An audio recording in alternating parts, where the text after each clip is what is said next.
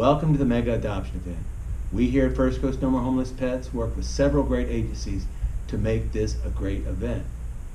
Thank you for considering being a dog handler. Your role is critical to a regional mission of ending the killing of dogs and cats in shelters.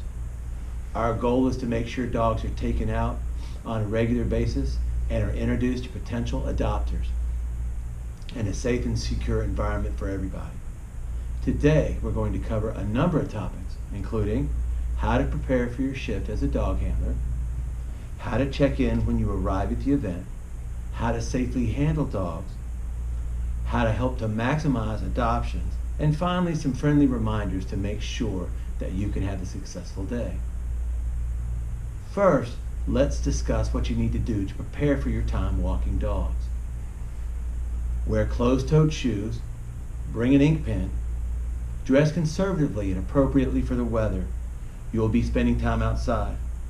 Dog handling requires bending, walking, lifting, so if you feel uncomfortable with any of these activities, you may want to consider another way you can help this event.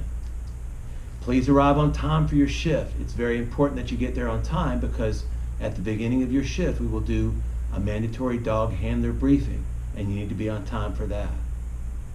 When you arrive at the Jacksonville Fairgrounds, you will check in at the volunteer table right inside the exhibition building. There's plenty of parking right outside that door. So you will enter the facility off of A. Philip Randolph Boulevard. Young people and first-time dog handlers will often be paired up with another dog handler to ensure safety. Following the dog handler briefing, it's time to safely walk some dogs. Let's first find out if this dog has been walked recently. Check the sheet on top of the dog's crate.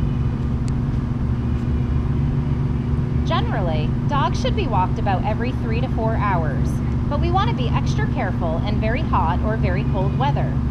Make sure you have a pen with you and mark the time on the sheet. Be sure to work with the adopting agency staff that brought the dog. Some agencies have their own staff to walk their dogs, or they may have some dogs that they prefer to have only their volunteers and staff handle. Please follow any direction given by the agency.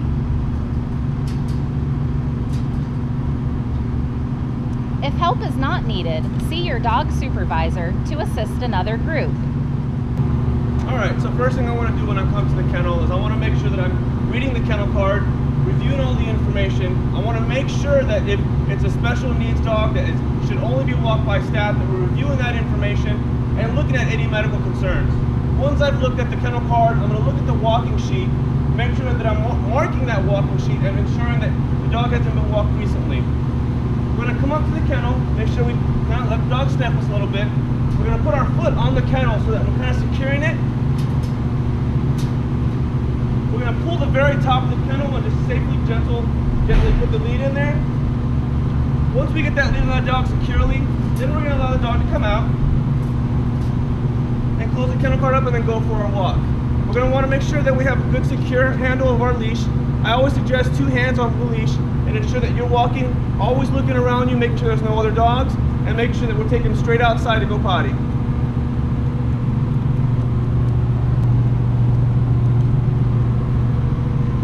So when we come back to the kennel, we're going to make sure that it's clean, ready for us to go back in. Come on, Ray. We're going to take that leash off, still have control of the dog as much as we can, and then just slowly close that kennel door.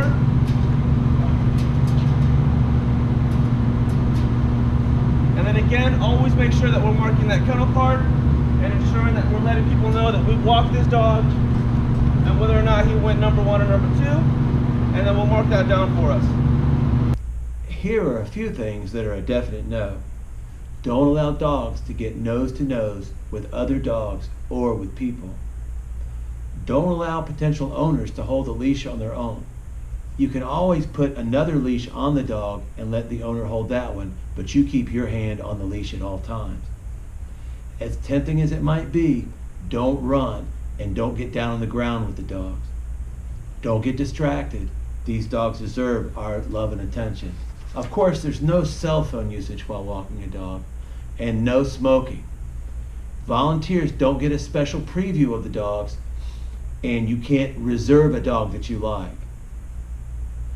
Now, it's time for a potential adoption. What do we want to do? We want everybody to have a great experience, both the potential pet owners, and we want to be nice to the dogs.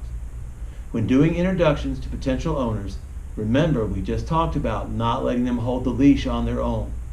Put another leash on that dog, another lead as we call it, and let them hold the lead while you firmly have your hand on your leash as well. Potential adopters may ask you a question about the dog's temperament. Some of these, is this dog housebroken? Is this dog good with children? Is this dog good with other dogs? In reality, you can't really answer those questions very well because you've only had that dog for the short time you've been walking it. You can always refer to the adopting agency and see if they are able to answer those questions, but in many cases, they've only had those dogs for a short time. Sometimes people have brought their own dogs and they check those dogs in at the front entrance as they came in, and they're going to want to introduce their dog to their potential new dog. Only agency staff from our great agencies that we partner with for this event may make dog-to-dog introductions. At no time may any of our First Coast No More Homeless Pets volunteers go get a dog and bring it out to the dog walking area for an introduction. Always, if somebody says they definitely want to adopt a dog, make sure to introduce them to the agency staff at the end of the row. They'll be there at their tables and they'll do all the adoption paperwork. Work cooperatively with everyone. The dog area at the mega adoption event is very loud. Stay calm and be patient. Work with the agency staff to work with their dogs. We are part of a team that is dedicated to just one thing: getting dogs and cats homes. Know your dog supervisor and make sure to ask them questions. They should be there with you when you do your initial training. In some situations, you may need to be paired up with another dog handler. It's almost worse to have too many dog handlers than not enough. We also want you to have a safe and happy experience, and we also want the dogs to get everything that they need. Now here's a few final reminders to make sure that we're successful. Arrive on time for your dog handler briefing. Pay attention to the dog that you are walking. These dogs deserve your attention. Keep a positive attitude because dogs can smell everything and they know everything. Since the first mega adoption event, thousands of dogs and cats have found forever homes. Thank you again for volunteering, and we look forward to seeing you at the next mega adoption. Thank you so much for volunteering today and saving a life.